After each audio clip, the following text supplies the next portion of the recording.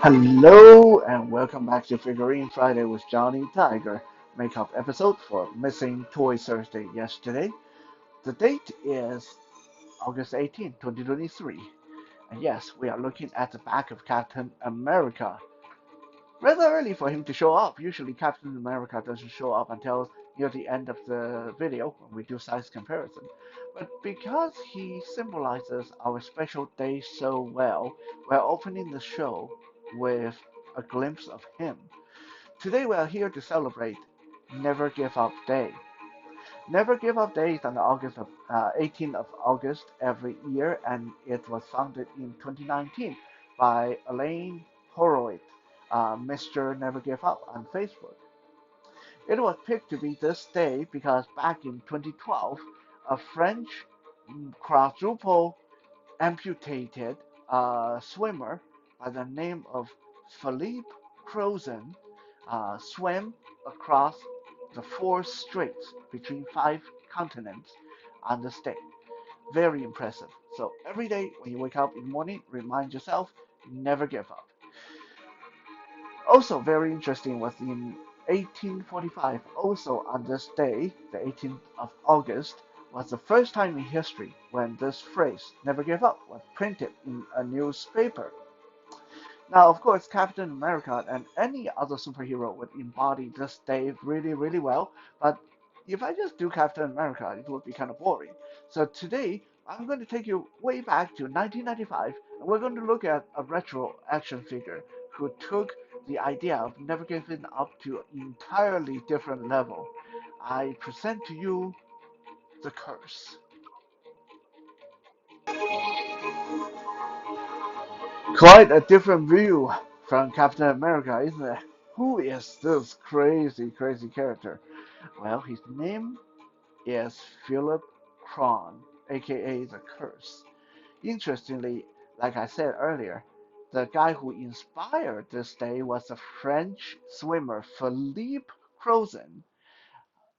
Totally coincident when I picked Philip Krahn to represent this day and I read about Philippe Crozon.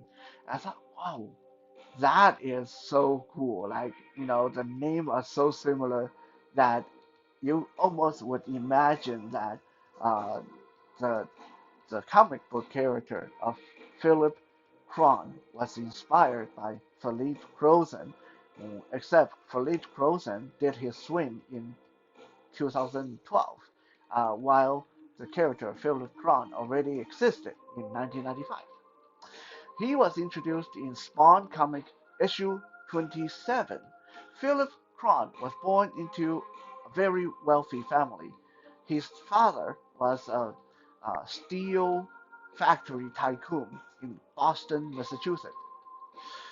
Ever since he was young, he saw very little of his parents because his parents were so busy making money and traveling. Hey, just like my parents. Anyway, so Philip was put in the care of his ultra super religious grandmother, who was a bit wrong in the head, and this crazy old woman drilled into young Philip the whole idea that he exists only for God and he should sacrifice to God and he should prepare himself to one day lead God's army and kill all the people who are against God and yada yada, the crazy crusade stuff. And so from a very young age, Philip's mind was warped by this religion uh, that his grandmother drilled into him. Uh, he's also a very intelligent, super genius level kind of guy, able to do amazing things with mechanical stuff and uh, engineer different materials and parts and uh, all kind of uh, inventions. But because he was so dedicated to God that he decided that he was going to sacrifice himself to God to prove how loyal he was, how he was ready to lead heaven's army. So first, he stabbed out his own left eye with a stick. And when he didn't hear from God, he didn't give up. He then used a rusty barbed wire to scar the right side of his face, hoping that God would hear his plea.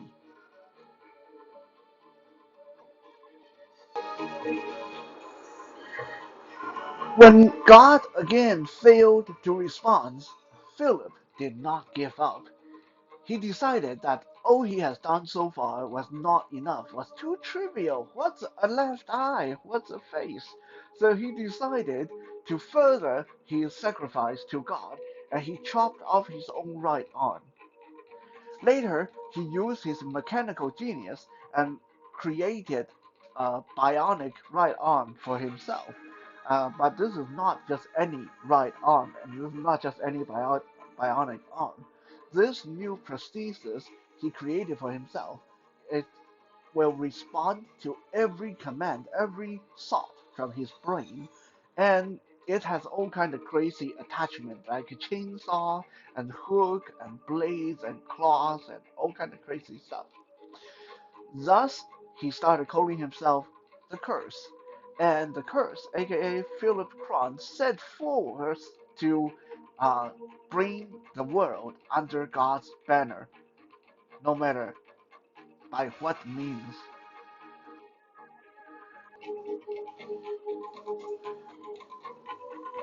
When he heard of all the different superpowered human that were being noticed on the newspaper, he felt somewhat betrayed. He felt that God had let him down. How come all these guys were getting superpowered? And him, the most loyal person to God, Philip Krahn, was passed over. Thus, he decided that it is his job to hunt down Hell's champion, aka Spawn, in the Spawn comic. Unfortunately, this was when Philip kind of overstepped his bounds because doesn't matter how crazy you are or how technological you are just a regular dude, just a normal human, a crazy human, but you're still a human. So when he went up against Spawn, he basically got his butt handed to him, and Spawn left him impaled on the alley wall as a warning to any other bad guy that would come after Spawn. You would think that would be the end of poor Philip, but no, he was later rescued and imprisoned by a vampire who wanted to use him for knowledge. So he was interrogated in the most painful way by this vampire, tortured for days and days, and until he thought he must go mad, if he wasn't already mad, that is. Even after that, he was able to escape and deciding that maybe God is not his thing because he has done all he could and God never once appeared to him. He decided, okay, rather than giving up, Philip Krahn, the curse, is now going to take over hell instead. And how would he take over Hell? Well, he decided the best way to take over Hell is to capture Spawn and dissect him so he could learn how to use Spawn's demonic power and thus become a match for the demons of Hell. Okay, let's just step back for a second. Let's let's just ignore the fact of how crazy this guy is. Let's look at all that he has done. He blinded himself, poked out his left eye for God, and then scarred himself for God, and then chopped off his right arm for God, and then went after Spawn, went after a clearly superhuman force for God. And then, uh, when he was almost killed, he was tortured by a vampire, and then he survived that, decided that he now going to fight this Spawn again because he wanted to take over Hell instead. Yeah, this guy just doesn't know when to quit. So anyway, he went after Spawn again, and this time it didn't work any better than last time. Spawn again kicked his butt, and in the final uh, act of vengeance, the curse triggered a massive explosion that blew his own castle up, with him and Spawn inside it. Except when the smoke cleared, the body of the curse was never found. This was where our story ends. So we as readers were led to believe that the curse somehow survived. And maybe he's just in the shadow, plotting, waiting, going to try again because the curse will never give up.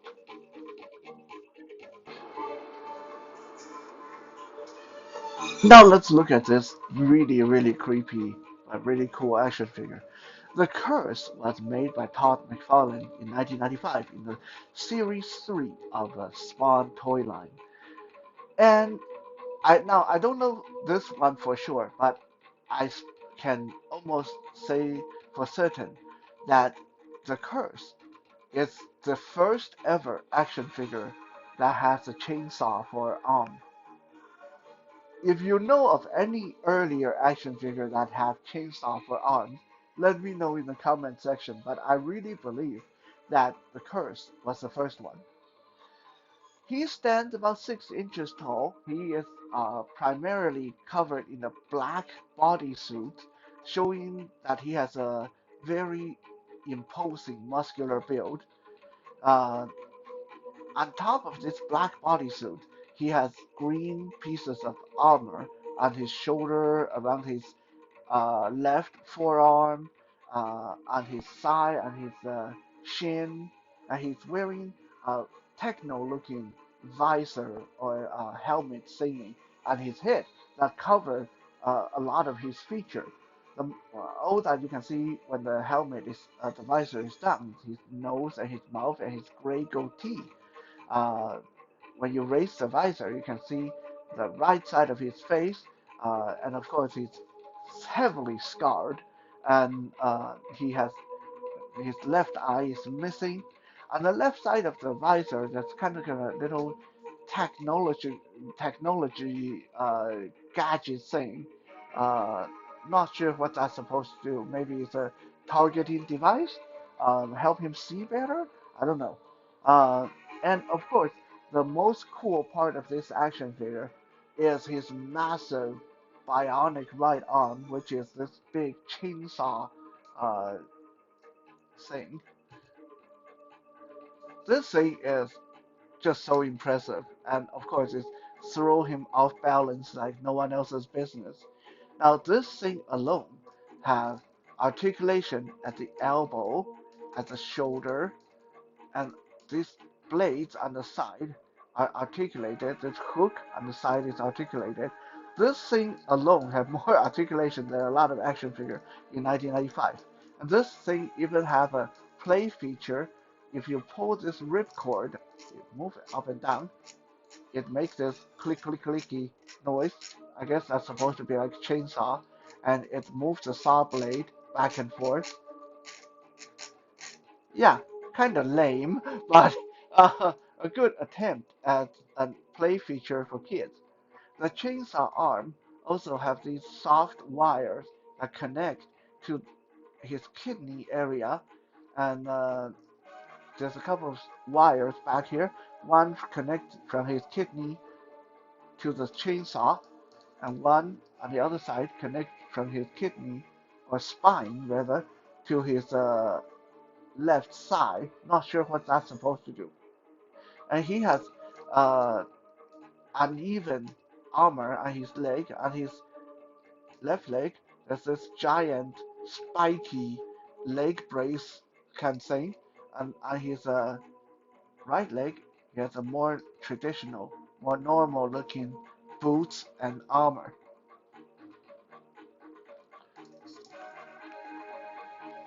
In addition to the really well articulated chainsaw arm, the rest of his articulation very standard. His neck can turn left and right. His left shoulder is articulated.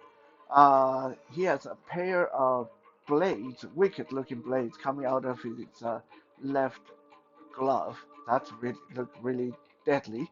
Uh, his hips and his knees are also articulated. You can't really get him into too many poses, especially because his chainsaw arm is so big and it will constantly off balance him. But I still remember as a child, first time I came across this action figure, I didn't even know anything about Spawn comic.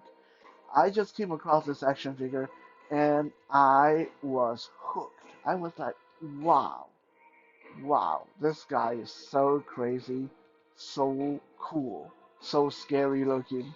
And I didn't even know his backstory. I didn't know his name, what character this was. I didn't know anything. I just like when I just had this action figure in my collection, and me and my brothers we call him the Mad Doctor. Yeah, because he kind of look like that. He looked like a mad scientist who used chainsaw for an arm so he can dissect people. We had no idea how close to the truth we were to what kind of character this was. If you can get this guy on the cheap today, I highly recommend picking him up. Even for today, it's a good looking action figure. Back in 1995, we could get him anywhere from $4 to $8. That was some good old year, and you can get an action figure like this for that cheap. Now, let's do some quick size comparison. First, we'll start with action figures from the same era.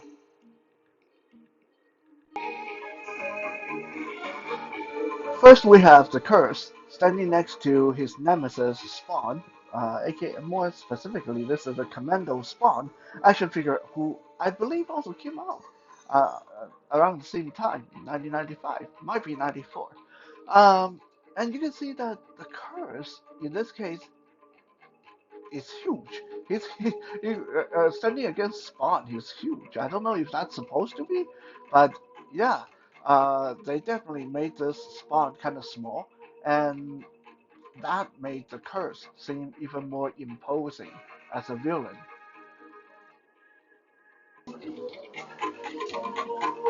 When you stand something like the curse from against other action figures by other companies from the same time, such as Havoc from X-Men, here who was made by Toy Biz and came out around the same time, 1995, 1994. You can see just how big McFarlane's action figures were.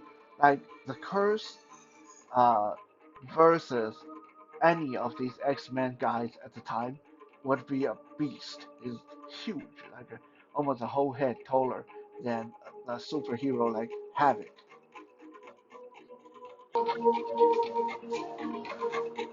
Even against modern action figures, such as this Spider-Man that was produced about uh, 4 years ago, uh, the curse still doesn't look too out of place. I mean, this is a normal guy, right?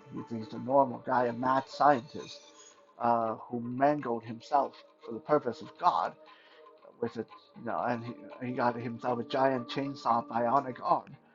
But he's still a normal dude. So against Spider-Man, he actually looked like he would fit right in as one of Spider-Man's rogue galleries.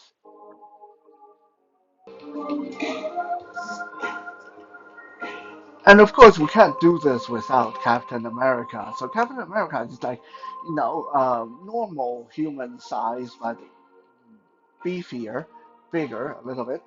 So even this modern Captain America, who again was made about 4 or 5 years ago, standing in an action pose against this Curse action figure from 1995, it works. It really it does work. Like, yeah, Captain America is bigger than the Curse, but that's normal because again, the Curse is just a normal dude with a chainsaw arm. Yeah, but he's still a normal dude. So in this in this view where we have Captain America parrying the chainsaw with his shield, yeah, they work. They definitely can work as enemies. Again, I can't even stress enough how impressed I was by this action figure of the curse. when I first got him in my hand when I was a teenager. And handling this action figure today for the video is bring back so much memory. It's very nostalgic, and I thank you all for sharing these moments with me. And I'll be back again tomorrow for some more video goodies. For now, have a good night and never give up.